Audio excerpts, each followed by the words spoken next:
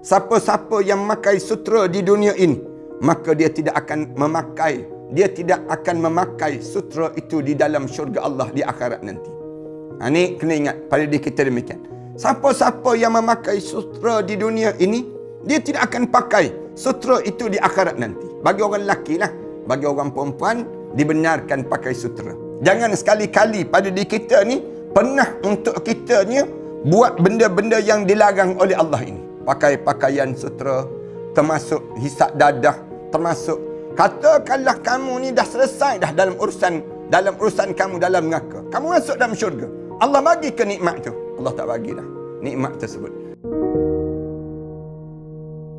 Assalamualaikum warahmatullahi taala wabarakatuh. Alhamdulillah wassalatu wassalamu ala Rasulillah wa ala alihi wa man walah wa ba'd. Para penonton dan sahabat-sahabat yang dikasihi sekalian, pertamanya marilah sama-sama kita mengaturkan rasa syukur yang tak terhingga kepada Allah di atas peluang yang Allah masih lagi kurniakan pada kita ini untuk berbicara tentang tajuk-tajuk mengenai nikmat-nikmat syurga, kenikmatan syurga dan juga apa yang terdapat dalam syurga Allah Subhanahu Wa Taala.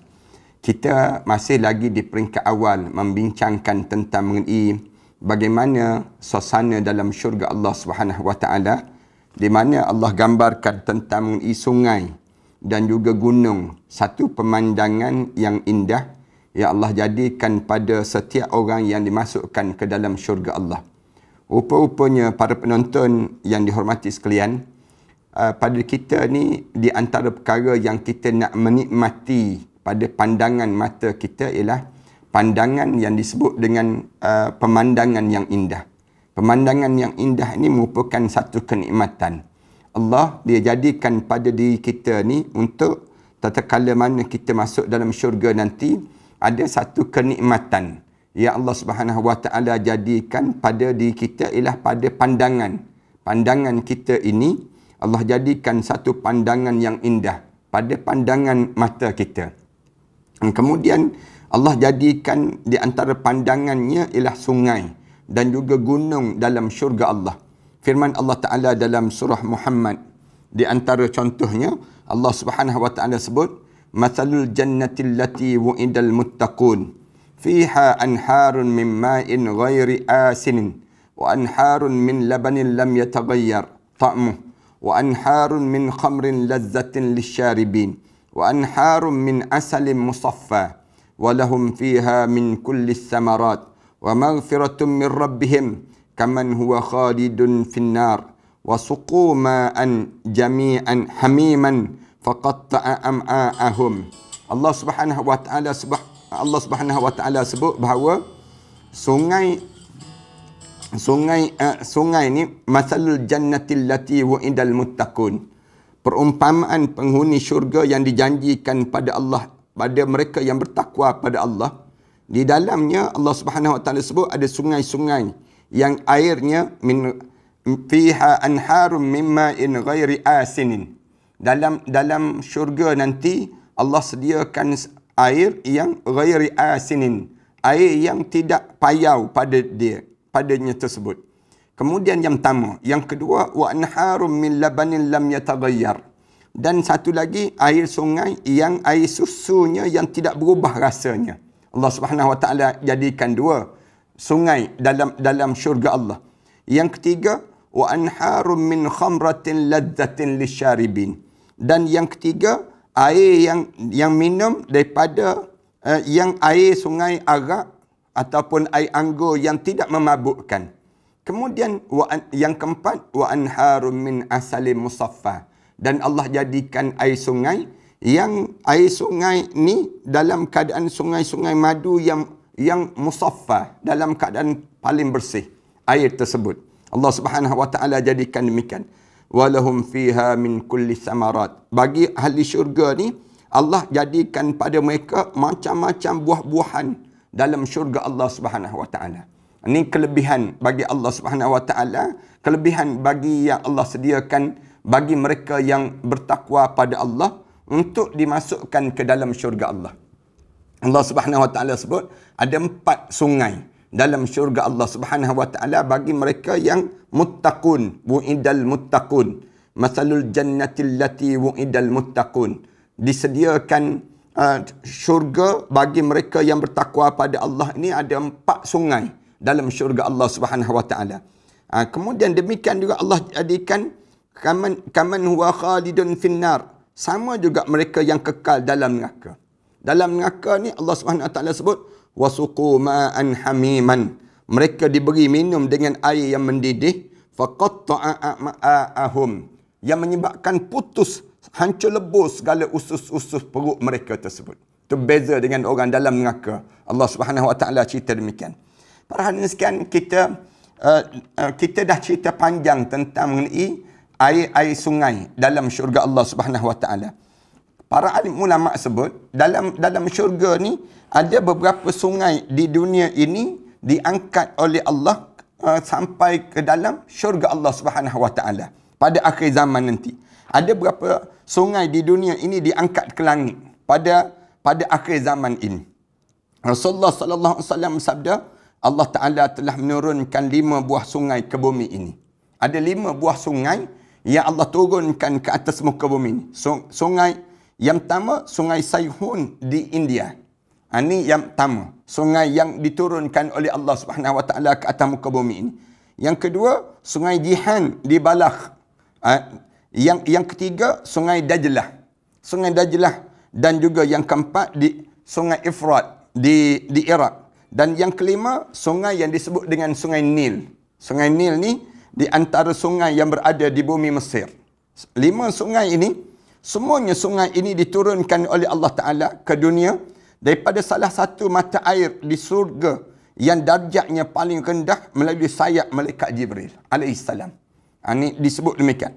Setelah mana ditanggungkan kepada gunung ganang untuk menjaga sungai ini, ditanggungkan, beberapa sungai itu dialirkan di bumi dan dijadikan bermanfaat bagi manusia dalam kehidupan mereka. Itulah makna firman Allah Ta'ala.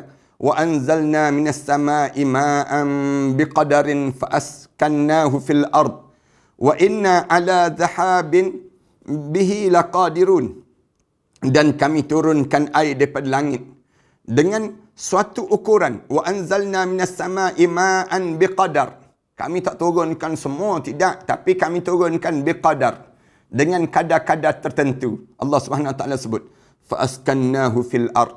Dan kami kekalkan air itu menetap di atas muka bumi. Air ni kami turunkan daripada mana? Ulama-ulama kata 5 sungai tadilah. 5 sungai tadi yang Allah Subhanahu wa taala turunkan. Bukanlah maksudnya sungai-sungai lain ni tidak diturunkan oleh Allah, tidak. Tapi nak sebutnya asas ataupun ibu yang asas.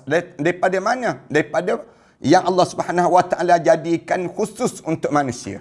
Lalu Allah jadikan 5 sungai tadi, fa'askannahu fil ard, menyebabkan manusia kekal di atas muka bumi, manusia tinggal di atas bumi ini. Wa inna ala dhahabim bihi laqadirun, dan pasti kami berkuasa untuk menghapuskan segala sungai-sungai tadi.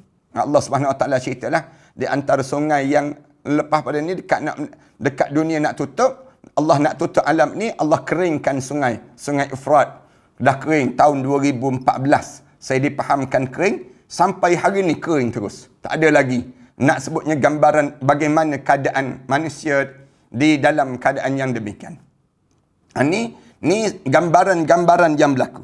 Namun sungai yang 5 itu bersama-sama dengan Al-Quran dan ilmu akan diangkat ke langit oleh Allah Ta'ala melalui malaikat Jibril. Diangkat ke langit melalui malaikat Jibril. Kemudian namun sungai itu bersama dengan Al-Quran dan ilmu akan diangkat ke langit oleh Allah melalui malaikat Jibril alaihissalam. Ketika mana akan diangkat, timbulnya Ya'juj wa Ma'juj yang pernah kita bicarakan sebelum daripada ni. Ya'juj wa Ma'juj ni satu makhluk yang didindingkan oleh Zulkarnain. Ya'juj wa Ma'juj dalam surah Al-Kahfi cerita tentang Ya'juj wa Ma'juj. Ya'juj wa Ma'juj ni kerja dia tembok. Tak tahu Allah Subhanahu wa taala jadikan Ya'juj wa Ma'juj ni makhluk dia berkembang sama mereka, tapi mereka dalam tembok besi. Dekat je nak tembus, kemudian nak tembus besi tersebut, tiba-tiba mereka rasa letih, mereka rasa malas. Kemudian mereka berhenti. Besok, kemudian mereka nak sambung balik. Sambungan itu, tembok tu menjadi tebal balik. Sampailah satu ketika, zaman dunia akhir zaman nanti, Ya'juj wa Ma'juj ini, Allah Subhanahu Wa Taala lepaskan. Dia turun daripada gunung-gunung, kemudian berlari berkejaran untuk memusnahkan dan buat khianat pada alam ini. Bila dalam keadaan begitu, bila sampai saat yang demikian rupa ini, muncul Ya'juj wa Ma'juj. Jika semua ini sudah diangkat oleh Allah Ta'ala ke langit, maka hilanglah kebaikan dunia dan agama di permukaan bumi ini sendiri. Ini gambaran yang boleh keadaan yang berlaku waktu mana dekat dunia akhir zaman.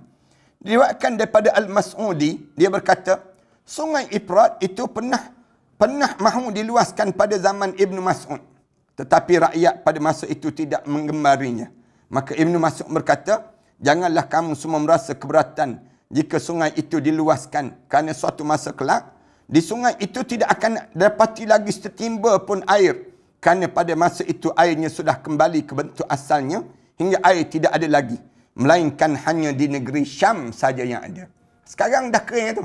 Sungai yang disebut dengan Sungai Ifrat ni, dah kering dah. Semenjak tahun 2016 ke 2014, tak silap sayanya. Sampailah sekarang ini. Katanya, dalam hadis Rasulullah sebut, dalam Sungai Ifrat ini, ada gunung emas. Ada gunung emas. Dan kalau kita bicarakan tentang keadaan ini, kita dapati bahawa kenapa Amerika Syarikat hantar tentera-tentera dia untuk berada di negara Iraq. Walaupun dia dah tak boleh buat apa-apa dah sekarang ni. Tapi dalam keadaan sebegitu, tekanan ekonomi yang teruk, dia menambahkan lagi tentera-tentera dia.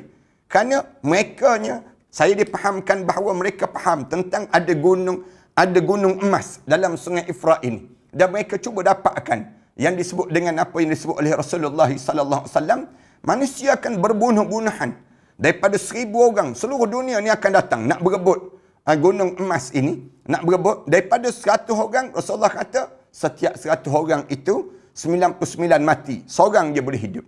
Dalam ini tanda-tanda akhir zaman yang menunjukkan akan berlakunya dunia ni akan ditutup oleh Allah Subhanahu Wa Taala. Kita tinggalkan yang tu, tapi kita nak cerita tentang mengenai bagaimana keadaan sungai dalam syurga Allah Subhanahu Wa Taala.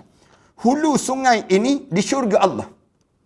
Rasulullah sallallahu alaihi wasallam bersabda, siapa yang beriman pada Allah Taala dan Rasulnya, menunaikan salat dan berpuasa pada bulan Ramadan, maka Allah Taala berhak untuk memasukkan dia ke dalam syurga Allah. Disebut demikian. Allah Subhanahu Wa Taala, Rasulullah kata, siapa yang beriman pada Allah dan Rasulnya, dia menunaikan salat, kemudian dan dia berpuasa pada bulan Ramadan, maka Allah Ta'ala berhak untuk memasukkan dia dalam syurga Allah. Baik orang itu berhijrah pada jalan Allah Ta'ala, ataupun tetap berada di negerinya sendiri. Sesungguhnya syurga yang berjumlah 100 lapisan itu disediakan Allah Ta'ala bagi orang yang berjihad di jalan Allah Ta'ala. Hidup dia, syurga ni yang Allah sediakan 100 lapisan. 100 lapisan. Masuk. Cantik masuk tersebut. Kemudian dalam keadaan begitu, orang yang berjihad, Allah sediakan untuk siapa? Orang yang berjihad di jalan Allah. Orang yang berperang di jalan Allah. Jarak antara setiap lapisan itu adalah sejauh langit dan juga bumi. Jarak di antara satu lapisan, 100 lapisan nak masuk dalam syurga Allah. Allahu Akbar. Kemudian jarak dia tersebut di antara satu lapis pada satu lapis ni sejauh langit dan juga bumi. Jika kamu semua mahu meminta sesuatu pada Allah, Rasulullah sebut, kalau kamu minta dengan Allah, maka mintalah syurga Firdaus. Rasulullah sebut demikian. Kerana syurga Firdaus itu adalah syurga yang paling tinggi, yang arasy Allah terdapat di atasnya, dan seluruh sungai di syurga mengalir daripadanya. Seluruh syurga mengalir daripadanya. Menurut pendapat lain, Firdaus adalah nama bagi sebuah syurga Allah. Sebagaimana Jahannam yang merupakan nama bagi semua neraka. Sebabnya Allah Ta'ala berfirman, Ulaika humul warisun, alladzina yarisunal firdausahum fiha khalidun. Lalu alim ulama sebut, kalau sebut Firdaus, maknanya nama mewakili segala syurga. Syurga-syurga ni Maknanya kalau kita berdoa, ya Allah bagilah aku syurga Firdaus. Kalau kita minta dengan Allah, ya Allah minta syurga Firdaus. Lalu syurga Firdaus ni mewakili kepada segala nama-nama syurga. Syurga Naim, syurga Jannatul Ma'wa, syurga, nama-nama syurga ni. Ini dipanggil demikian. Kemudian bila sebut neraka Jahannam, maknanya mewakili segala jenis nama neraka. Neraka Saqar, neraka lain. Jadi, sebagaimana ya Allah Subhanahu Wa Taala sebut dalam Quran, ulaika humul warisun. Mereka lah yang selayaknya mewarisi syurga itu. Siapa dia? Alladzina yarisunal firdausahum fiha khalidun. Yakni orang yang mewarisi syurga Firdaus, mereka kekal di dalam syurga itu sendiri. Demikian juga Allah Subhanahu Wa Taala sebut, ulaika fi jannatin mukramun. Allah Subhanahu Wa Taala sebut, mereka itu dimuliakan di dalam syurga Allah. Bila masuk dalam syurga Allah, mulia pada mereka sebut. Dengan demikian tahulah kita bahawa Firdaus adalah nama yang digunakan bagi semua syurga, bukan hanya untuk satu syurga saja, tidak. Kalau kita sebut syurga Firdaus, maknanya Allah gunakan untuk semua nama-nama syurga itu sendiri. Demikian juga arak, khamr, minuman di dalam syurga yang Allah jadikan. Rasulullah sallallahu alaihi wasallam bersabda, "Man labisal harir fid dunya, lam yalbasahu fil akhirah." Sesiapa yang dia memakai pakaian sutera di dunia. Sekarang ni Rasulullah sebut ni nak pesan pada orang yang pakai sutera. Siapa-siapa yang memakai sutera di dunia ini, maka dia tidak akan memakai sutera itu di dalam syurga Allah di akhirat nanti. Ini kena ingat pada diri kita demikian. Siapa-siapa yang memakai sutera di dunia ini, dia tidak akan pakai sutera itu di akhirat nanti. Bagi orang lelaki lah. Bagi orang perempuan, dibenarkan pakai sutera. Allah bagi kelebihan pada orang perempuan.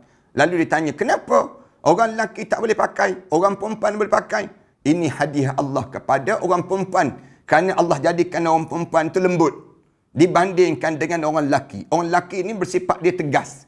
Tegas tak sesuai dengan sutera yang lembut. Yang dalam keadaan yang kalau kita pakai itu menyebabkan kita ni jadi lembut juga bagi orang lelaki. Tak boleh. Lalu Allah tak benarkan orang lelaki pakai. Jangan pakai lagi. Kalau kamu nak pakai dalam syurga nanti, wahai orang lelaki, kamu jangan pakai sutera di dunia ini. Ini cara demikian. Rasulullah sebut, "Waman syaribal khamr fid dunya." Siapa-siapa yang pernah meminum arak di dunia ini, lam yashrabuhu fil akhirah. Nescaya dia tidak akan dibiarkan oleh Allah untuk minum dalam syurga Allah, arak dalam syurga Allah Subhanahu Wa Taala. Siapa yang minum setitik arak je di dunia, dia tak akan minum dalam syurga Allah Subhanahu Wa Taala nanti. Ini maknanya orang yang demikian. Nak gambarkan pada diri kitanya, jangan minum walaupun setitik arak. Pastikan diri kita selamat daripada arak-arak yang diberi minum, dikhianati dan sebagainya. Jangan minum. Orang Islam jangan minum. Waman syariba fi aniyatiz zahab. Siapa-siapa yang pernah meminum air daripada bekas yang diperbuat daripada emas, wal fiddah, dan juga perak, lam yashrabu biha fil akhirah. Nescaya dia tidak akan dapat minum daripada bekas-bekas yang diperbuat daripada emas dan juga perak dalam syurga Allah Subhanahu Wa Taala. Ini nak gambarkan pada diri kita ni bagi orang lelaki lah. Orang lelaki itu utama. Orang lelaki ni dia kena jaga. Jangan terlibat dengan emas dan juga perak. Maksud jangan terlibat tu jangan memakai. Nak jual beli tak apa. Orang lelaki tapi nak pakai tak boleh. Orang lelaki tak boleh. Emas perak. Tu perak ni ulama-ulama bincang lagi. Nak sebutnya kita ni dibincangkan nak suruh jaga. Jangan terlibat dengan perkara demikian. Bagi orang lelaki. Tapi bagi orang perempuan, silakan. Itu nikmat yang Allah bagi di dunia ini untuk kalian merasainya. Orang kita kan, sehari dua ni sibuk dengan SOP. Terlanggar SOP, misal contohnya. Orang kita jaga. Janganlah terlanggar SOP. Jaga kita. Kalau siapa yang langgar, sibuk orang akan sibuk. Kamu langgar SOP. Kamu langgar SOP. Kemudian kamu kena denda, kena dan sebagainya. Yalah, dia kena denda, dia kena denda. Tapi nak sebutnya, yang langgar syariat, kenapa kita tak sibuk? Orang kita pelik dalam masyarakat kita. Sibuk dengan langgar SOP. Yalah, SOP itu satu. Langgar mereka, SOP itu salah. Tapi yang langgar syariat, tiap-tiap hari yang langgar syariat. Minum arak, yang pakai pakaian sutera bagi orang lelaki, kemudian minum daripada bekas emas dan juga perak yang lelaki ini kan nak sebutnya satu dosa yang jelas-jelas langgar syariat. Buka aurat, orang perempuan buka aurat, jalan buka aurat. Jelas-jelas dilarang dalam agama. Yang dilanggar. Kenapa yang ni tidak kita tak sibuk nak bagi tahu kamu langgar perintah Allah, kamu langgar perintah Allah, dosa kamu. Ni nak sebutnya orang kita kadang-kadang yang sebut langgar SOP itu, dia sendiri langgar syariat Allah. Dia tak rasa pada diri dia. Manusia dipanggil. Terbelit-belit cara berfikir, terbelit-belit dalam hidup dia. Dia hanya terikat dengan dunia. Dia tak terikat dengan dosa pahala dalam kehidupan mereka. Rasulullah SAW telah mengharamkan melakukan tiga perkara ini pada orang lelaki ni. Memakai pakaian daripada sutera, orang lelaki dilarang. Meminum arak, orang lelaki dilarang. Kemudian yang ketiga, minum air dengan menggunakan gelas daripada emas dan juga perak, orang lelaki dilarang. Maka seandainya seorang melakukan perkara yang tiga ini di dunia dan ternyata dia juga masuk ke syurga di akhirat kelak, adakah ketiga perkara ini masih tetap diharamkan baginya di sana nanti? Ada orang tanya. Ada orang yang dia buat tiga-tiga perkara ni, tapi tiba-tiba dia masuk dalam syurga juga di akhirat nanti. Tiga perkara ni dapat tak pada diri dia dalam syurga nanti? Kami menjawab, ketiga perkara tersebut tetap diharamkan baginya di syurga kelak. Allahu Akbar. Walaupun dah masuk syurga orang ni, kerana apa dia? Dia nak masuk neraka dulu. Kemudian dibakar dalam neraka. Lepas pada dia dibakar dalam neraka, dibakar dalam neraka ni, kemudian dia masuk dalam syurga. Masuk dalam syurga. Bila dia masuk dalam syurga, dia boleh minum tak arak dalam syurga? Sebab dia dah habis dah neraka. Dia boleh tak? Katanya tuan kitab kita ni, Imam Qurtubi rahimahullah, dia tetap diharamkan juga minum di dalam syurga Allah. Kerana Rasulullah bersabda, sesiapa yang meminum arak di dunia dan dia tidak bertaubat, mati dalam keadaan tidak bertaubat, maka dia tidak akan dapat meminumnya di akhirat Allah. Hadis riwayat Imam Malik daripada Ibn Umar. Begitu juga dengan memakai sutera dan juga meminum air dengan bekas menggunakan gelas daripada emas dan juga perak. Kerana dia telah terlebih dahulu menggunakan di dunia ini, padahal Allah Ta'ala baru membenarkan di akhirat kelak. Maknanya demikian. Siapa-siapa yang dalam hidup dia hanya pernah dalam hidup dia minum arak di dunia, dia pakai sutera di dunia, dia pernah minum air daripada gelas yang diperbuat dapat emas dan juga perak di dunia ini, dia masuk neraka, kemudian dia masuk pula syurga, dia tak dapat minum. Tak dapat minum. Walaupun dalam syurga itu pun dia tak dapat minum air arak, dia tak dapat pakaian sutera dalam syurga itu, katanya Imam Qurtubi rahimahullah. Kerana apa dia? Kerana dia telah mengambil manfaat itu di dunia, dia meninggalkan manfaat itu dalam syurga Allah Subhanahu Wa Taala. Rugi pada diri dia. Rasulullah sallallahu alaihi wasallam bersabda, sesiapa yang memakai pakaian daripada sutera di dunia ini. Ingat ni, Rasulullah sebut, siapa-siapa yang memakai pakaian, kain dia tu kain sutera di dunia ini, maka dia tidak akan memakai di akhirat Allah. Dia tidak akan memakai di akhirat Allah. Seandainya dia masuk ke dalam syurga, maka penduduk syurga yang lain akan memakainya, sedangkan dia tidak memakai pakaian. Allahu Akbar. Ni jelas ni. Rasulullah sallallahu alaihi wasallam sebut demikian. Hadis diriwayatkan Daud At-Tailisi daripada Abu Sa'id Al-Khudri radhiyallahu anhu. Maknanya dalam hidup kita ni jangan sekali-kali pernah terhisap rokok. Jangan sekali-kali pernah terminum air ketum. Jangan sekali-kali pada diri kita ni pernah untuk kita ni buat benda-benda yang dilarang oleh Allah ini. Pakai pakaian sutera, termasuk hisap dadah, termasuk katakanlah kamu ni dah selesai dah dalam urusan kamu dalam neraka. Kamu masuk dalam syurga. Allah bagi ke nikmat tu? Allah tak bagi dah nikmat tersebut. Ni Rasulullah sallallahu alaihi wasallam sebut, walaupun kamu masuk dalam syurga, penduduk syurga yang lain akan memakai kain sutera, kamu sendiri tak boleh pakai dah kain sutera tersebut. Allahu Akbar. Kalau kita nak nikmat dalam syurga Allah, tinggalkan nikmat yang kita rasa atas dunia ni. Atas dunia ni, di antara nikmat yang dirasakan sedap oleh peminum arak, yang lalu dia minum arak. Di waktu mana dia minum arak, maka habis pada diri dia. di atas dunia ini sendiri sampai ke akhirat Allah Subhanahu Wa Taala. Kecuali dia bertaubat taubatan nasuha. Allah buka jalan untuk dia. Misalnya contoh ada pramugari ataupun pramugara yang dia pernah dia tuang arak. Dia pernah dalam hidup dia buat apa dia? Kerja dia serve arak. Ataupun siapa saja yang di attendant bar ni, yang duduk di tempat-tempat demikian, dia dengar kuliah ini. Dia kata, Ustaz, saya taubat Ustaz. Saya taubat dah yang lepas. Saya tak buat dah sekarang Ustaz. Saya tinggalkan benda demikian. Maka Allah ampunkan dosa dia dan dia ada peluang untuk dia minum air arak dalam syurga Allah Subhanahu Wa Taala. Kalau dia mati dalam keadaan yang dia sempat taubat. Tapi kalau dia tak taubat, dia biar. Dia kata, peduli apa aku? Arak pun arak lah. Apa pun dalam nikmat dalam syurga aku tak nak lah. Dia sebut demikian. Aku dah rasa dah sekarang. Aku dah buat dah sekarang. Habis dia. Nikmat tu, dia mati nanti, dia masuk dalam neraka dahulu, habis dulu. Segala azab dia dalam neraka, baru Allah masuk dalam syurga, pun masuk syurga tu pun dia tak boleh minum lagi. Tak boleh lagi rasa nikmat. Nikmatnya dalam syurga Allah. Dengan kain-kain yang lembut itu untuk melilit tu badan dia ini sendiri. Pohon dan juga buah-buahan dalam syurga pula. Rasulullah SAW bersabda, Allah Ta'ala telah menyediakan di syurga kelak bagi para hambanya yang soleh sesuatu yang tidak pernah dilihat oleh mata dia. Siapa-siapa yang masuk dalam syurga ni, dia akan nampak syurga tu satu pemandangan yang tak pernah nampak pemandangan yang indah di dunia ini. Allahu Akbar. Pemandangan apa yang indah di dunia ini? Kadang-kadang kita pergi tengok air terjun, cantiknya kita sebut. Saya waktu mana saya mula-mula sampai di Mesir dahulu, saya takjub tengok bangunan bila masuk dalam apa dia, kota Salahuddin Al-Ayyubi tu. Masuk tu tengok, cantiknya dalam ni.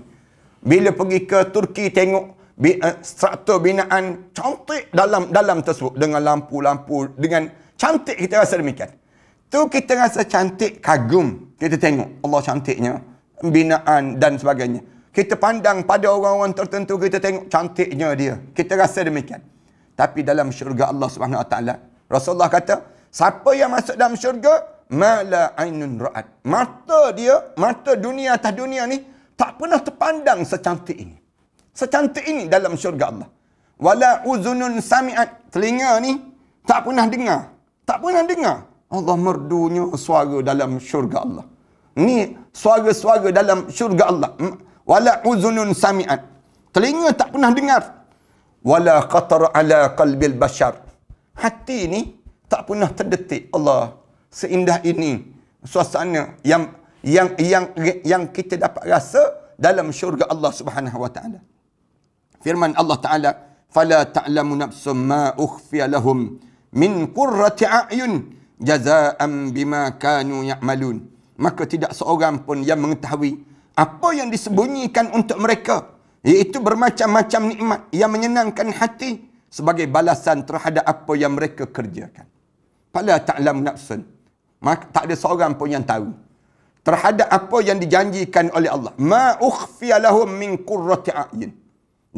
Yang disembunyikan oleh Allah kepada dia daripada benda yang qurratu a'yun, sejuk mata memandang, yang Allah nak sediakan pada dia. Jazaa'an bima kanu ya'malun. Inilah ganjaran terhadap apa yang telah kamu kerjakan sepanjang di atas dunia dahulu. Kita hidup atas dunia ni kan, tanyalah orang yang berbuat taat, orang yang hidup dalam keadaan taat. Penat tak? Penat. Penat. Bangun tahajud malam, penat tak? Penat. Tanya orang yang berpuasa sunat, penat tak? Penat. Tanya ada orang yang berjuang di jalan Allah, penat tak? Penat. Balik malam-malam, terbaring, kadang-kadang tertidur di ruangan tamu begitu saja. Penat sangat. Hidup dalam keadaan menggerakkan kerja-kerja agama. Kita tanya orang yang hidup dengan Islam, tanya pada mereka, semuanya penat. Orang yang berjuang di jalan Allah dengan fitnah, dengan kata-kata, dengan cacian, dengan makian, dengan kehidupan yang sepanjang hidup di atas dunia ini. Tapi ingat, dalam hidup kita, Allah sediakan satu nikmat, jazaa'an bima kanu ya'malun. Allah sediakan satu balasan yang di mana Allah sediakan bima bima kanu ya'malun, dengan setiap apa yang kamu buat di atas dunia ini, semua aku akan balas pada diri kamu. Ni Allah menjadikan apa dia? Fala ta'lamu nafsun. Jiwa kamu tak pernah terfikir, tak pernah terdetik dalam hidup kamu, ma ukhfiya lahum, yang disembunyikan untuk dia, min qurrati a'yun, daripada benda yang menyejukkan mata bila memandangnya. Ni apa dia yang mata memandang, yang diberi nikmat oleh Allah ni? Pohon-pohon, kemudian buah-buahan dalam syurga Allah, bunga-bunga yang indah, kemudian dengan apa dia, dengan gambaran yang disebut sungai-sungai yang indah yang Allah sediakan dalam syurga Allah Subhanahu Wa Taala. Di syurga tu terdapat sebuah pohon yang naungannya boleh dilalui oleh seorang yang memecut dengan kenderaan tanpa henti. Dan ada satu pokok yang dalam syurga nanti kita akan jumpa. Jumpa apa dia? Sebuah pokok yang kita berjalan tak berhenti dengan kenderaan yang laju, ataupun kita naik kenderaan dalam keadaan yang laju, kita bergerak dalam keadaan tak berhenti. Selama mana nak habis naungan pokok tu? Selama 100 tahun. 100 tahun baru kita boleh habis naungan tersebut. Allahu Akbar. Allah jadikan firman Allah, wa dhillim mamdud, dan naungan yang terbentang luas. 100 tahun baru habis. Umur kita pun tak sampai 100 tahun. Ada pohon pokok dalam syurga Allah, kita bergerak je bawah pokok tersebut, sampai bila nak boleh habis bawah naungan pokok tu? 100 tahun. Allahu Akbar. Rasulullah sallallahu alaihi wasallam bersabda lagi, sesungguhnya dalam syurga itu terdapat sebuah pohon yang naungannya dapat dilalui oleh orang yang memecutnya dengan kenderaan tanpa berhenti selama 100 tahun. Itulah pohon yang disebut dengan pohon khuld, pohon yang kekal dalam syurga Allah Subhanahu Wa Taala. Hadis riwayatkan oleh Ibnu Mubarak daripada Abu Hurairah radhiyallahu anhu. Maknanya dalam syurga Allah ada sepohon pokok yang rendang daun-daun dia tu.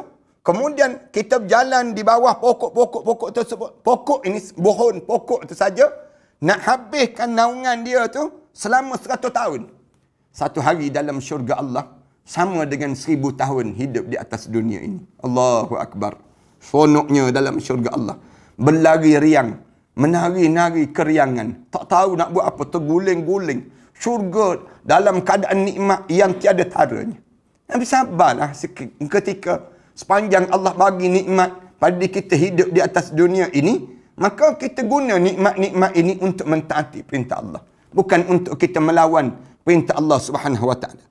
Ka'ab radhiyallahu anhu berkata, demi Allah Subhanahu Wa Taala yang telah menurunkan Taurat pada Nabi Musa alaihissalam dan Al-Quran kepada Nabi Muhammad sallallahu alaihi wasallam, sekiranya seorang memecut dengan kenderaan mengelilingi batang pohon itu, maka dia tidak akan berjaya mengelilinginya kecuali setelah mana dia menjadi amat tua, barulah dia boleh berjaya untuk nak keliling pohon tersebut. Pokok tu keliling je, keliling dalam syurga ni. Sesungguhnya Allah Ta'ala telah menanam pohon itu dengan tangannya sendiri, pohon yang dalam syurga itu, dan meniupkan sebahagian rohnya kepadanya. Halamannya disediakan untuk orang yang berada di pagar syurga. Halaman dia, orang yang tidak ada sungai di dalam syurga itu, melainkan airnya berasal daripada pohon itu. Allahu Akbar. Pohon yang macam manalah dalam syurga Allah. Seronoknya kita kalau dapat pohon dalam syurga Allah sebegini. Ni janji-janji Allah pada mereka yang bertakwa pada Allah. Rasulullah sallallahu alaihi wasallam bersabda, di bawah pohon itu terdapat hamparan daripada emas pula. Bawah pohon yang besar tu, nak keliling pohon tu pun ambil masa selama mana? Daripada muda sampai tua. Daripada kecil sampai besar. Senang ceritanya. Nak boleh keliling tu. Bawah tu pula ada hamparan emas yang berada di atas emas. Rasulullah sallallahu alaihi wasallam sabda lagi, ketika mana aku dibawa ke Sidratul Muntaha, iaitu di langit ketujuh, aku melihat sebuah pohon bidara yang amat tinggi. Rasulullah sallallahu alaihi wasallam cerita dalam peristiwa Isra' Mi'raj Rasulullah. Aku tengok ada pohon bidara yang amat tinggi. Daunnya seperti telinga gajah. Dan daripada batangnya mengalir dua sungai yang zahir, yang penuh. Daripada batang dia tu keluar sungai. Dan dua sungai yang batin, yang rendah. Yang penuh dan juga yang kecil. Rasulullah sebut demikian. Ketika aku bertanya kepada malaikat Jibril, dia menjawab, dua sungai yang zahir itu ialah sungai di syurga. Sedangkan dua sungai yang batin adalah sungai Nil dan sungai Efrat. Yang sudah mengering sekarang ni. Sungai ni dah kering dah. Saya diberitahu di Iraq, kering kontan. Tak ada air setitik pun air. Sungai Efrat ni. Dalam hadis Rasulullah sebut, tanda dunia akhir zaman. Ini tanda dunia akhir zaman dipanggil. Hadis riwayat Abdul Razak daripada Anas bin Malik radhiyallahu anhu. Diriwayatkan juga bahawa seorang Arab Badui datang pada Rasulullah sallallahu alaihi wasallam. Lalu dia berkata, wahai Rasulullah, sesungguhnya telah dinyatakan oleh Allah Taala di dalam Al-Quran mengenai pohon yang mengganggu. Pohon yang mengganggu ini. Padahal padahal setahuku di syurga itu tidak ada pohon yang mengganggu penduduknya. Apakah pohon itu ya Rasulullah? Tanya baginda. Ini disebut, bila datang Arab Badui tanya pada Rasulullah sallallahu alaihi wasallam, aku telah diberitahu bahawa dalam Al-Quran cerita tentang pohon yang mengganggu. Padahal setahuku di syurga tidak ada pohon yang mengganggu penduduknya. Pohon apakah itu? Tanya baginda. Dia menjawab, pohon bidara. Rasulullah jawab, wahai Rasulullah, pohon itu mempunyai duri yang menyakitkan. Dia jawab balik pada Rasulullah, pohon bidara ya Rasulullah. Pohon bidara ni ada duri ya Rasulullah, menyakitkan. Tuan-tuan pergi tengok pohon bidara. Yang ada ni kan, duri kan banyak. Rasulullah sallallahu alaihi wasallam kata lagi, bukankah Allah telah berfirman, iaitu pohon bidara yang telah dipotong durinya. Tapi dalam syurga nanti, pohon bidara ni tak ada. Tak ada dah. Yang disebut dengan apa dia? Duri-duri. Dan digantikan dengan buah. Di bahagian duri-duri itu ada buah yang Allah jadikan. Pohon itu akan berbuah amat banyak sekali. Dan mempunyai 72 warna yang berlainan. Allahu Akbar. Rasulullah sallallahu alaihi wasallam cerita tentang dalam syurga bila ada orang Arab Badui tanya, ya Rasulullah, dalam syurga tu ada pohon ya Rasulullah yang mengganggu penduduk ni. Rasulullah kata, pohon apa? Pohon bidara Rasulullah. Katanya mereka sebut. Rasulullah kata, kenapa? Pohon tu ada duri ya Rasulullah. Katanya orang Arab Badui ni. Katanya Rasulullah, dalam syurga nanti Allah dah bagi tahu dah, duri-duri itu dipotong dan semua tak ada dah duri-duri pohon bidara. Yang ada ialah yang disebut dengan yang ada ni Rasulullah sallallahu alaihi wasallam sebut, kata ada buah-buah. Yang buah-buah tu sebanyak 72 jenis warna. Allahu Akbar. Diriwayatkan juga bahawa seorang Arab Badui datang pada Rasulullah sallallahu alaihi wasallam. Datang, lalu dia berkata mengenai syurga, bahawa terdapat telaga di dalamnya. Syurga yang terdapat di dalamnya. Dia lalu bertanya, adakah di sana terdapat buah-buahan?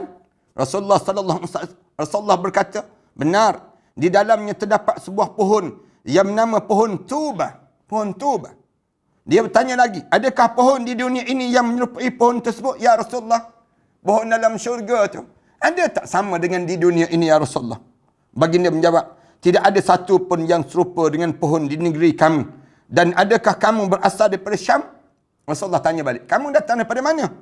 Ditanya pada Arab Badui. Di sana terdapat pohon yang bernama pohon Al-Jauzah.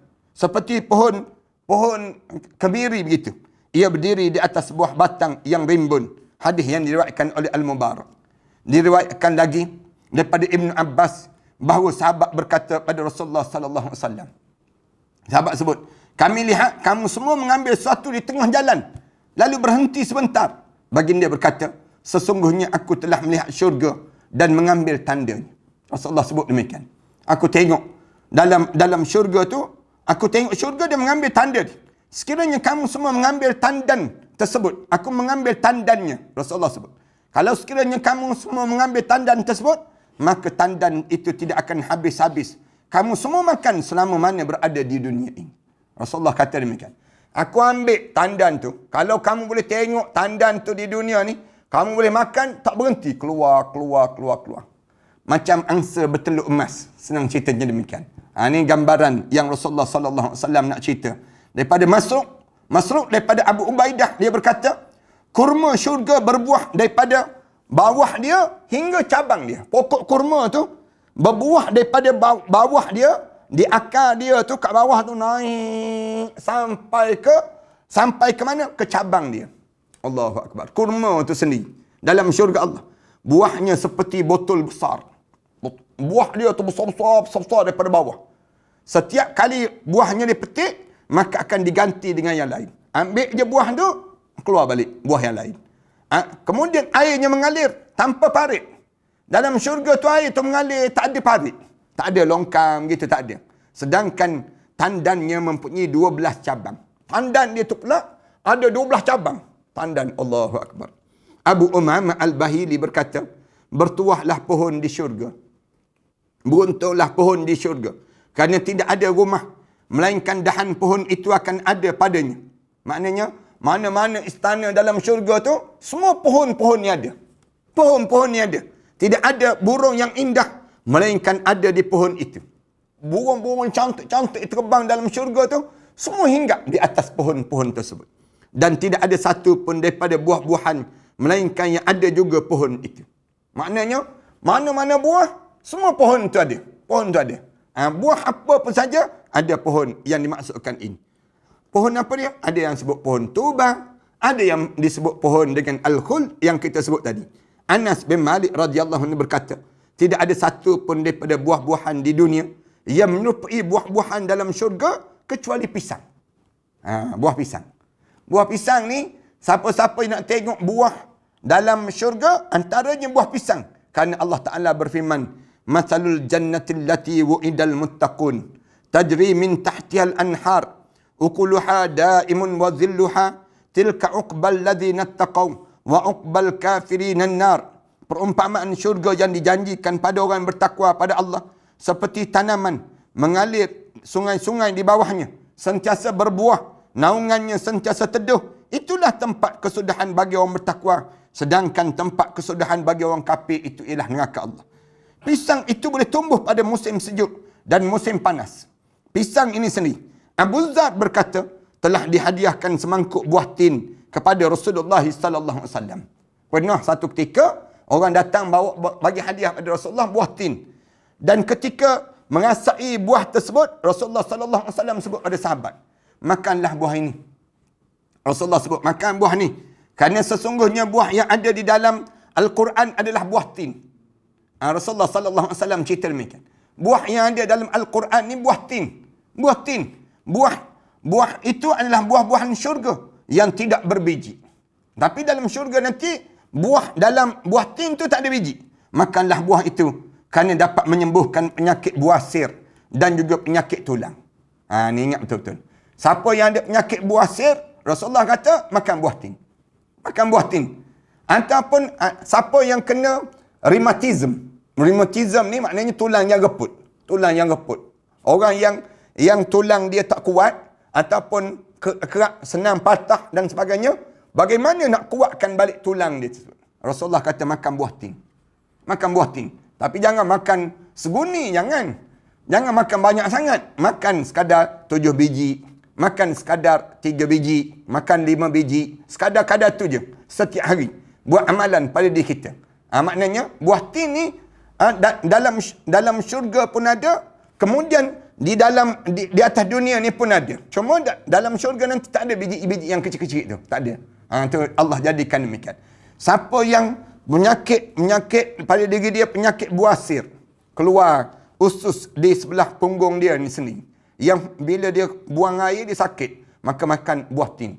Makan buah tin. Rasulullah kata dia akan menjadi ubat pada orang yang dia akan menyembuh penyakit buasir. Orang yang buasir. Ni kena ingat ni pada diri kita ni. Demikian juga pisang. Pisang yang disebut tadi. Pisang ni buah-buah dalam syurga Allah. Di dunia ni lagi, kalau kita nak tengok buah yang disebut dengan di dunia ni lagi dalam syurga Allah, di antaranya buah pisang, buah tin. Rasulullah sallallahu alaihi wasallam sabda lagi pada Ali, wahai Ali, makanlah buah tembikai ataupun buah labu. Buah tembikai ataupun buah labu, dan utamakanlah dia kerana airnya. Ambil buah tembikai ataupun buah labu. Dua-dua ni makanan yang utamakan dia kerana airnya. Rasa manisnya daripada syurga Allah. Allahu Akbar. Saya makan buah tembikai daripada Uzbekistan. Saya makan. Waktu mana saya pergi ziarah di Uzbek, saya diberi makan. Allah, nikmat Allah saja yang tahu. Sedapnya tembikai tersebut. Betul. Buah dia tersebut, Rasulullah sallallahu alaihi wasallam sebut, tembikai ataupun buah labu ni, rasa manisnya daripada syurga Allah. Rasa manis tu daripada syurga Allah Subhanahu Wa Taala. Setiap hamba yang makan sepotong, maka Allah Ta'ala memasukkan kepadanya 70 ubat dan akan menyembuhkan 70 penyakit yang dideritai dalam diri dia. Rasulullah sebut demikian. Siapa-siapa yang makan sepotong je tembikai itu, Allah masukkan pada diri dia 70 ubat dalam tubuh badan dia. Dan Allah sembuhkan pada dia 70 penyakit. Macam saya sebut tadi lah. Jangan makan banyak sangat. Orang kita ni mentang-mentang disebut bahawa ni buah dalam syurga ni, lalu dia pun bukan main lagi. Beria terus. Makan sebiji terus pada diri dia. Memang kembung perut dia. Lepas pada ni mula kentut tak habis-habis. Nak sebutnya. Demikian juga buah labu. Jangan makan banyak sangat. Makan sikit je. Makan sikit. Di mana siapa yang makan, Rasulullah sallallahu alaihi wasallam sebut, makan sepotong, Allah masukkan 70 ubat dalam tubuh badan dia. Kemudian Allah buang 70 penyakit pada diri dia. Allah juga akan menulis baginya 10 kebaikan bagi setiap potongan dan menghapuskan 10 dosa serta diangkat dan darjat 10 darjat pada diri dia. Allahu Akbar. Makan dapat pahala. Nak sebutnya gambaran bagaimana Allah susun pada diri kita. Baginda sallallahu alaihi wasallam lalu membacanya, wa ambatna alaihi syajaratan min yaqtin. Kemudian untuk dia kami tumbuhkan sebatang pohon daripada jenis labu dalam syurga Allah SWT. InsyaAllah para penonton dan sahabat-sahabat sekalian, kita akan sambung dalam perbincangan ini, iaitu tentang pakaian dalam syurga pula, dalam perbincangan yang akan datang nantilah, insyaAllah. Terima kasih di atas kesempatan yang baik ini. Mudah-mudahan Allah SWT tambahkan lagi pahala-pahala yang berterusan dalam kehidupan kita, insyaAllah. Terima kasih sekali lagi. Aku qouli hadza astaghfirullah li wa lakum. Wassalamualaikum warahmatullahi taala wabarakatuh. Bismillahirrahmanirrahim. Alhamdulillahirabbil alamin. Wassalatu wassalamu ala asyrafil anbiya'i wal mursalin wa ala alihi wa sahbihi ajma'in. Rabbana iftah bainana wa bain qaumina bil haqq wa anta khairul fatihin. Rabbana zalamna anfusana wa illam taghfir lana wa tarhamna lanakuna minal khasirin. Rabbana wa tub alaina innaka antat tawwabur rahim. ربنا اجعلنا مقيم الصلاة ومن ذريتنا ربنا وتقبل دعاء ربنا آتنا في الدنيا حسنة وفي الآخرة حسنة وقنا عذاب النار الحمد لله رب العالمين.